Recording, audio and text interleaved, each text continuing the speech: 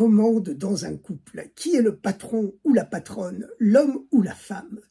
Toutes les réponses à toutes les questions du monde se trouvent dans la Torah, dans la Bible, et dans la section biblique de cette semaine, qui est la paracha de la vie de Sarah, qui s'appelle en hébreu, la version originelle de la Bible, Chaye Sarah, la vie de Sarah. Nous avons toutes les réponses à ces épineuses questions.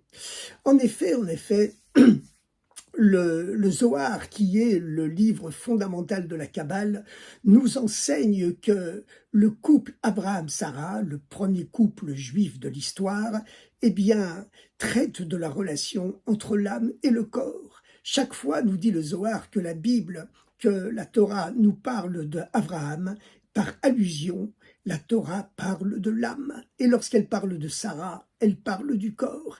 Qui doit écouter l'autre? Est-ce que l'âme doit écouter le corps ou est-ce que le corps doit écouter l'âme?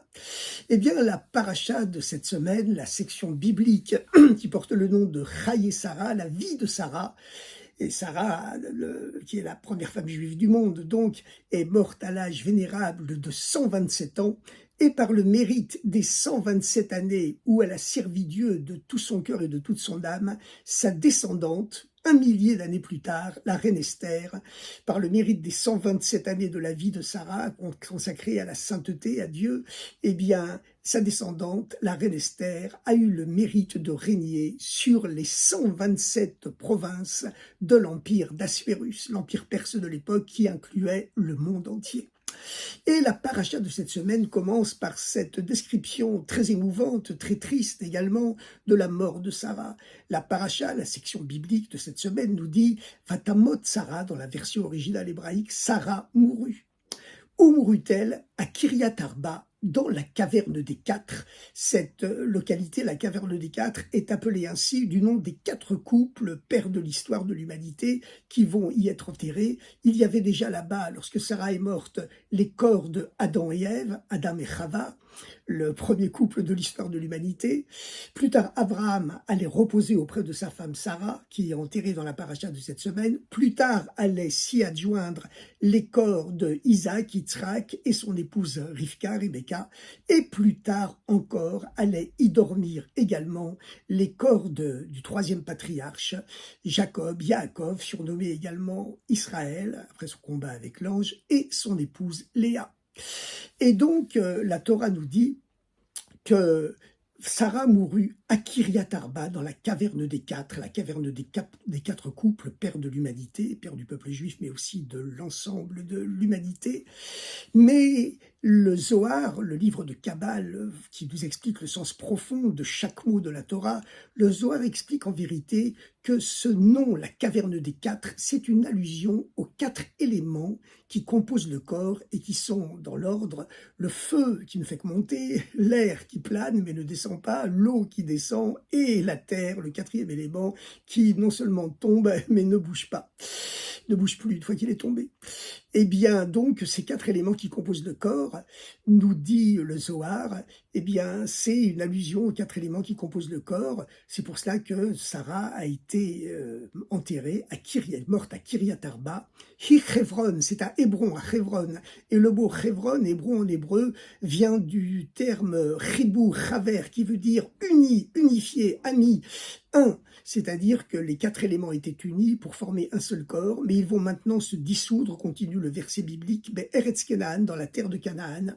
Le verset biblique continue en disant « Vatal Avraham » Avraham est monté. Avraham est une allusion à l'âme, comme Sarah est une allusion au corps. Avraham est monté, car si le corps se dissout, les 4 éléments retournent chacun à leur source, le feu au feu, l'air à l'air, la terre à la terre, l'eau à l'eau.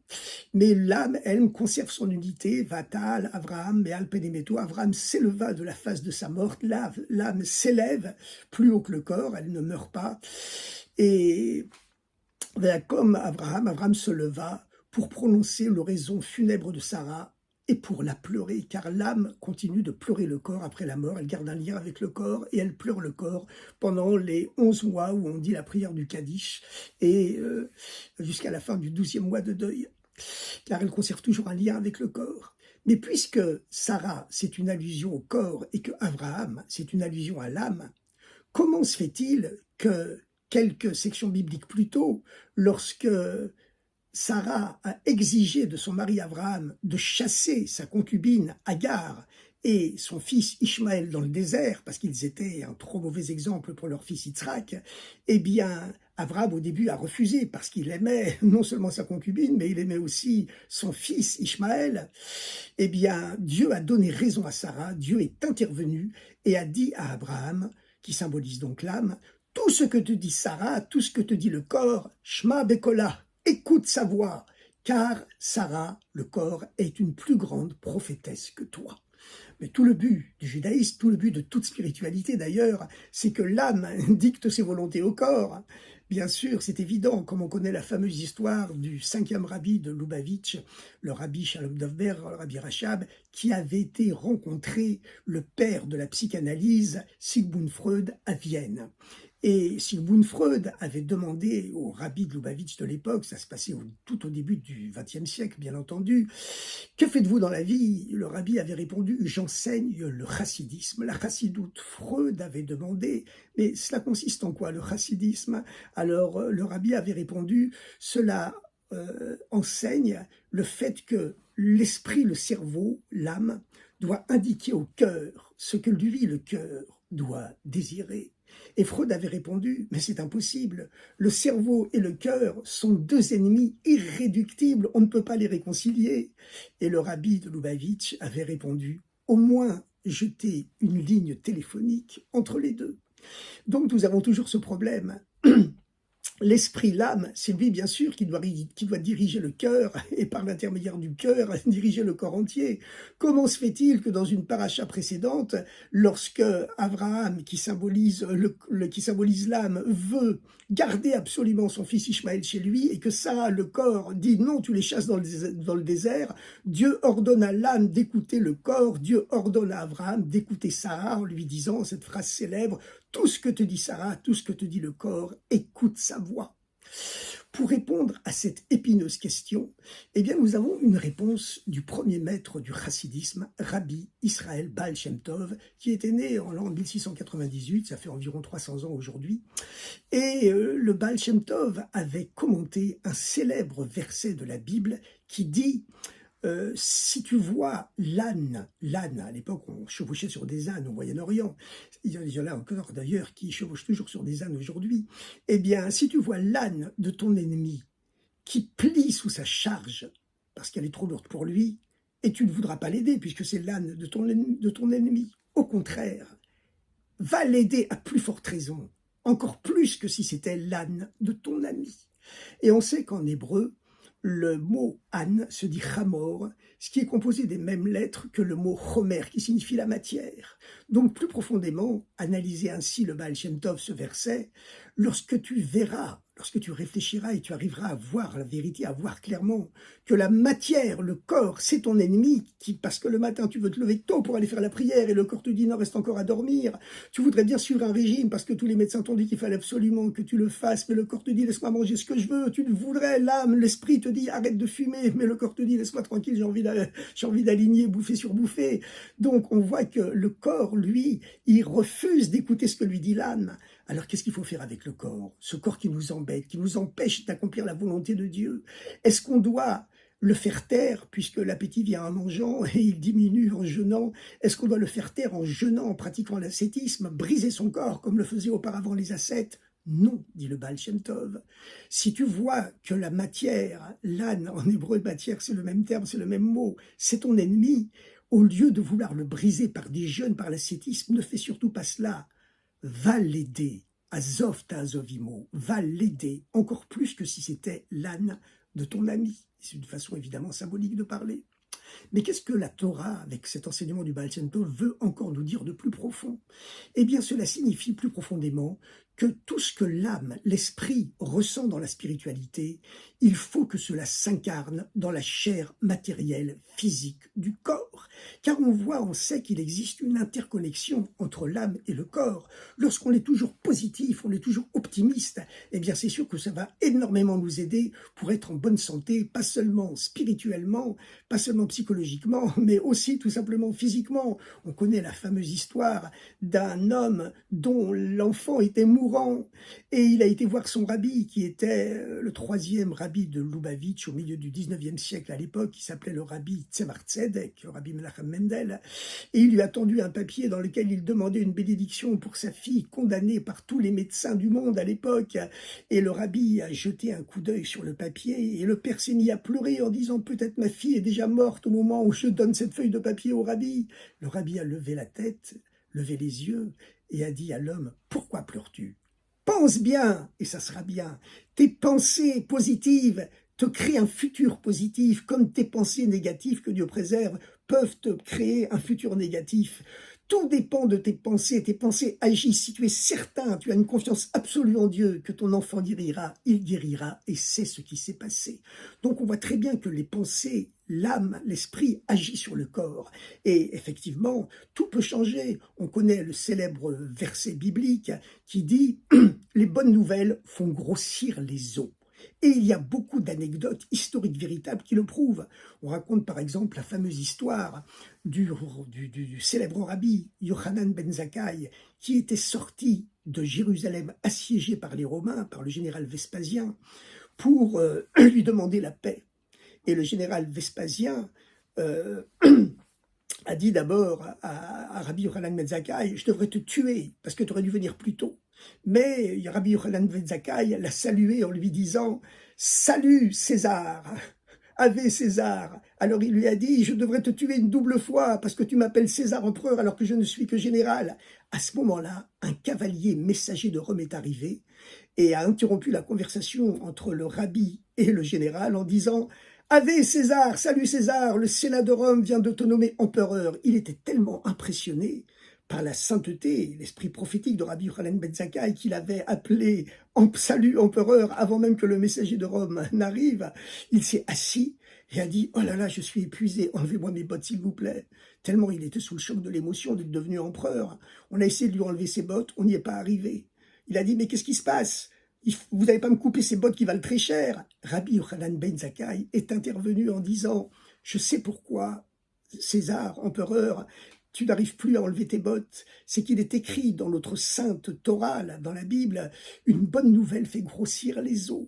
Et tu as reçu la bonne nouvelle que tu étais nommé empereur, tes os ont grossi, et c'est la raison pour laquelle on n'arrive plus à t'enlever tes bottes. Que dois-je faire ? A dit l'empereur, le nouvel empereur. Rabbi Yochanan, qui avait réponse à tout, lui a répondu, eh bien, il est écrit également qu'une mauvaise vision fait rétrécir les os. Fais passer devant toi quelqu'un que tu détestes et tes os vont se rétrécir, tu pourras t'enlever tes précieuses bottes. C'est ce qui s'est passé effectivement.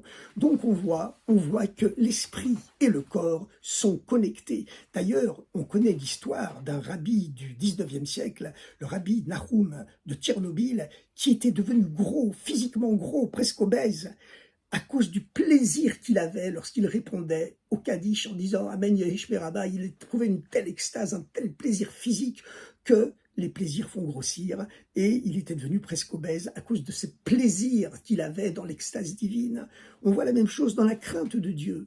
On raconte que ce fameux rabbi, le Tzemar Tzedek, qui vivait également au milieu du 19e siècle, eh bien, un jour, au milieu d'un cours de Torah, d'un Farbrengen, on lui a versé, il s'est versé lui-même, un énorme verre d'alcool, de vodka à 90 degrés, comme on buvait en Russie à l'époque, et il l'a vidé d'un trait. Tout le monde s'est dit, mais comment va-t-il faire pour continuer son cours de Torah? Une coupe de vodka archi-pleine à 90 degrés, mais n'importe qui va tomber dans les pommes. Pas du tout. Le rabbi a continué un commentaire de Talmud extrêmement profond qui a duré presque 1 heure. On n'a vu sur lui aucun effet de l'alcool, alors que vous savez qu'un commentaire talmudique, c'est l'équivalent d'une équation mathématique à de très très nombreuses inconnues qu'il a réussi à résolver. C'est la raison pour laquelle, dit-on, que l'étude du Talmud rend extrêmement intelligent. Eh bien, à tel point que ça fait beaucoup de prix Nobel. Eh bien, on lui a demandé après au rabbi, mais comment ça se fait que vous avez tenu le coup en conservant la maîtrise totale de votre cerveau après avoir ingurgité une énorme coupe de vodka à 90 degrés? Le rabbi a répondu par un proverbe talmudique justement qui dit que une terreur soudaine dissipe l'effet de l'alcool. Il a dit « Je me suis concentré sur un concept de pensée juive, de kabbale, de chassidisme qui amène la crainte de Dieu. J'ai ressenti une telle crainte de Dieu dans ma tête et dans mon cœur que tout de suite, l'effet de l'alcool a été dissipé. Un grand verre d'alcool à 90 degrés, dissipé par cette crainte de Dieu. Donc on voit que tout le but du judaïsme, finalement, tout le but de la spiritualité, et même la spiritualité universelle, d'accord, pas seulement le judaïsme, c'est que, bien sûr, le judaïsme c'est la mère de toutes ces spiritualités, mais toutes sont respectables, bien sûr, du moment qu'elles soient tolérantes et pacifistes et pacifiques. Eh bien, c'est que l'esprit, l'âme s'imprègne dans le corps. Et la question revient alors, puisque c'est l'âme qui doit dominer le corps, comment se fait-il, encore une fois, que lors de la fameuse controverse entre Abraham et Sarah, eh bien, Dieu a pris le parti du corps en disant à Abraham, qui symbolise l'âme, tout ce que te dit le corps, tout ce que te dit Sarah, tu dois l'écouter. Pour revenir à s'approcher petit à petit de cette réponse extrêmement profonde qui nous touche dans notre vie quotidienne de tous les jours, il faut revenir à cette importance malgré tout d'écouter son corps, car le corps a une voix extrêmement profonde.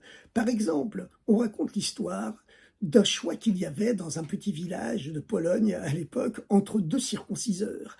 Un des deux candidat à la circoncision, un des deux circonciseurs, c'était un très grand sage, un très grand maître spirituel qui connaissait par cœur et qui ressentait profondément tous les concepts de Kabbale qui commentent la circoncision.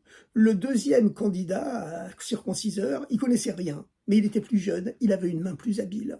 On a demandé au rabbi de l'époque, c'était toujours le rabbi le Tzemar Tzedek, lequel des deux on devait choisir, celui qui a la plus grande âme, apparemment, puisqu'il connaît par cœur tous les concepts de la Kabbale se référant à la circoncision, ou alors le plus jeune qui connaît rien, en tout cas beaucoup moins, mais qui a une main plus ferme, plus habile.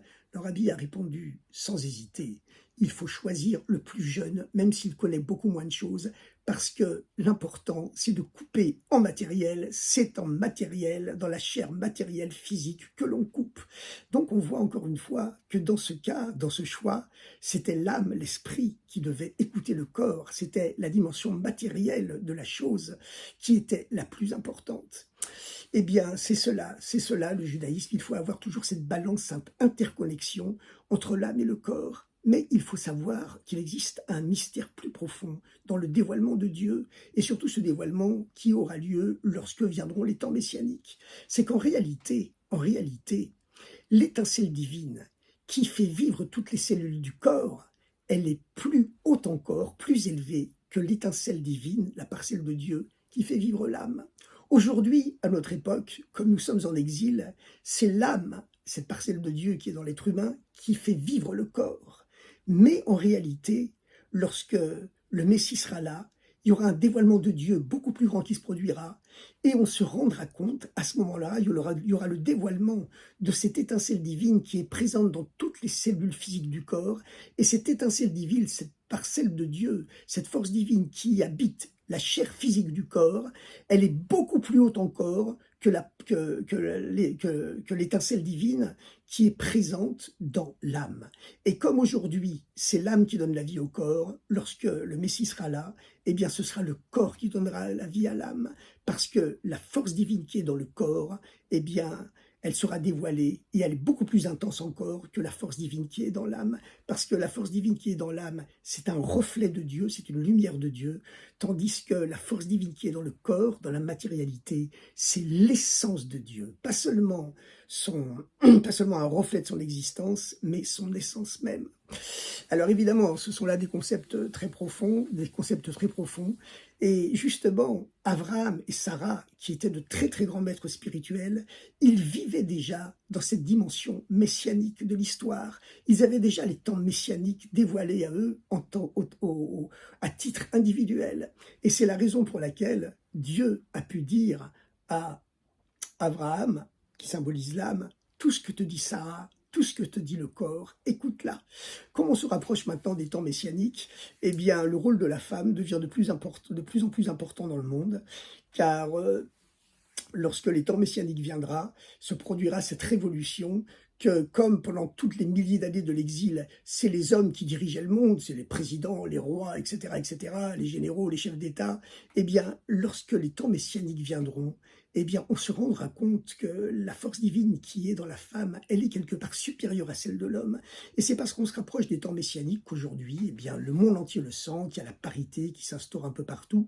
C'est pas encore réalisé, mais ce sont des signes avant-coureurs des temps messianiques, cette époque où se réalisera ce qu'Abraham et Sarah avaient connu individuellement à leur époque, où, où Dieu dira donc à Abraham, à l'âme, tout ce que te dit Sarah, tout ce que te dit le corps, écoute-la. Chers amis, à très bientôt. On voit que tous les secrets du monde sont vraiment dans la Torah. Et le fait que Dieu a rendu déjà la terre d'Israël au peuple juif, c'est bien sûr un signe avant-coureur de bénédiction pour l'ensemble de l'humanité, que s'approche cette ère de paix universelle, de spiritualité universelle, de bonheur, de richesse universelle, matérielle et spirituelle, qui seront celles des temps messianiques très très bientôt.